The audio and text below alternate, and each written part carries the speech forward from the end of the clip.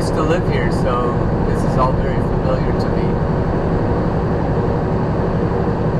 I think it looks beautiful year-round. A shout out to the people who know how good it is. Presque Isle is a crown jewel. There are all kinds of great places to live. I've often thought about where to retire. The Oregon coast is spectacular. The Columbia River Gorge, where my dad lives, is spectacular. Places in Canada, lots of places. And all over the world has its places. I think the best, though, is where you feel at home. For whatever reason. Just another little peek as we're leaving. I lived here 18 years. A lot of really wonderful things happened in my life during the time I was here. And painful. But all good. All good. It's kind of fitting that it's not a bright blue sky. We might have that, though, as we get closer to Buffalo. It's funny, the voices in my head, they want me to think of every possible thing here. All the beautiful things, all the difficult things. It's like they're ganging up on me, wanting me to feel emotions. And I've noticed that if I don't take their suggestions, that I'll feel better emotions. It's not like I'll be this psychopath who doesn't feel anything. It's just that if I get rid of all of the cabal's suggestions, what's left is very good. Like distilled bourbon, the very best. Or cognac, or whatever else you want to distill. Gin. You get it just right. And then that's the absence, really, of everything that they want.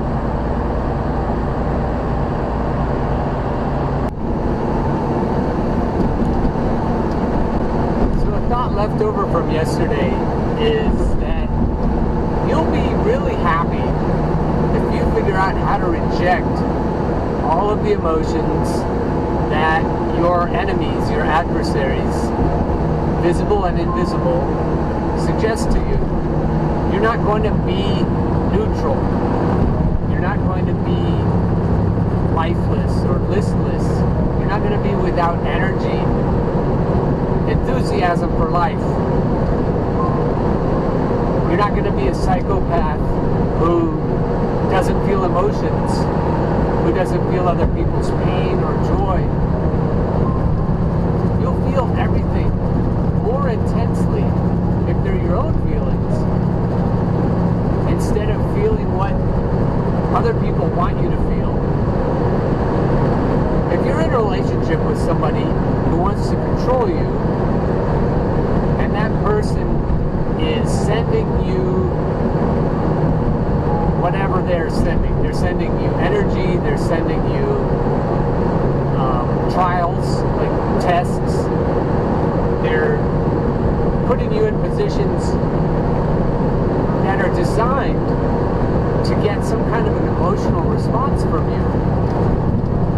And if it feels like a chess game sometimes, that point of that game is only to alter your emotions.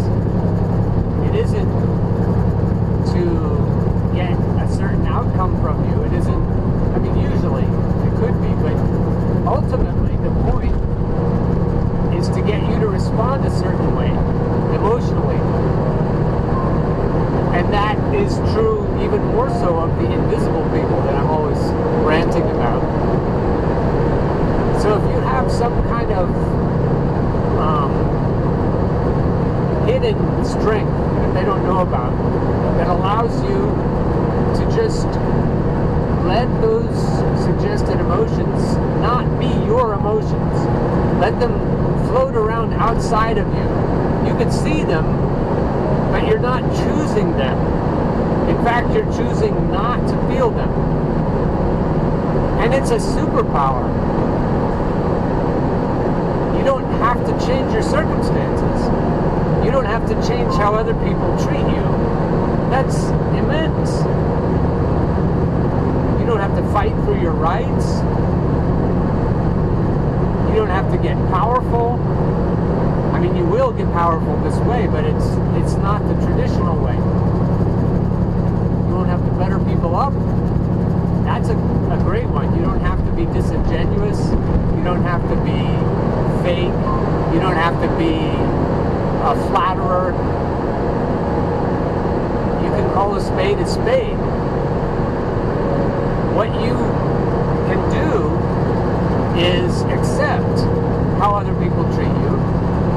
You can accept the obstacles that come to you when your pathway seems to be contested. And in doing that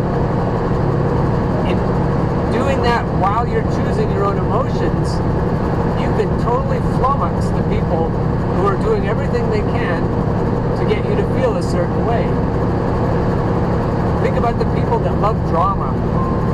They incite other people, and if the other people don't respond, there's no drama. And the people who thrive on drama are powerless. They can't get the attention they want. They can't get that feeling of power as they watch people jump around according to their whims. Ultimately, the psychopaths of the world, the ones who are powerful, do everything they do for that reason, to get everyone else to respond a certain way. And some don't even care what the response is, as long as they know they're behind it and they've caused it and they can observe it. So this power that I'm talking about, that you can claim, isn't power over others, but it can be. But ultimately, it's power over yourself that allows you to be sovereign and blissful regardless of what anyone else does, and regardless of whatever life circumstances are. So there you are, insanely happy if you want to be, no matter what. And the people who need you not to feel that way are suddenly powerless, which in my mind makes you very powerful. And in their minds too, makes you very powerful. Anyone who can resist them, especially when they're used to being irresistible, then that's a powerful person. Think about Carmen in the opera Carmen. Think about Don Jose.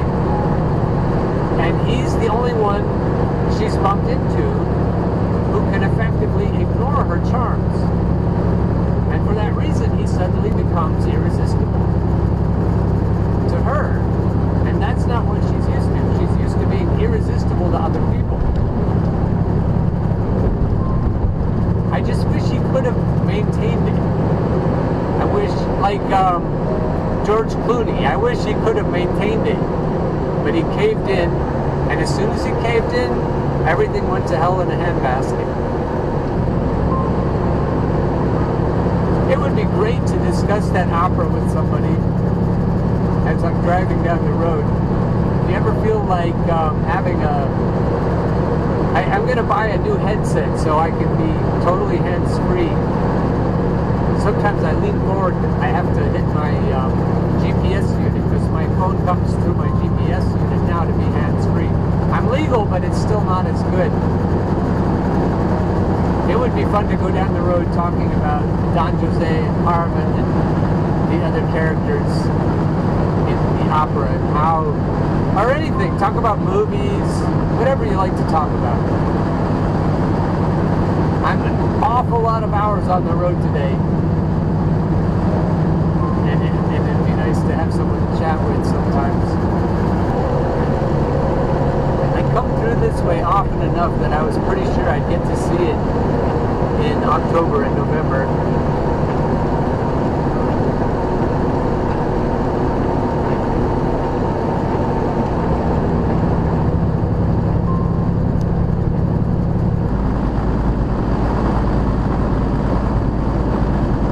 Taking a stand at 51 miles per hour. 53. Look at that. Blossburg.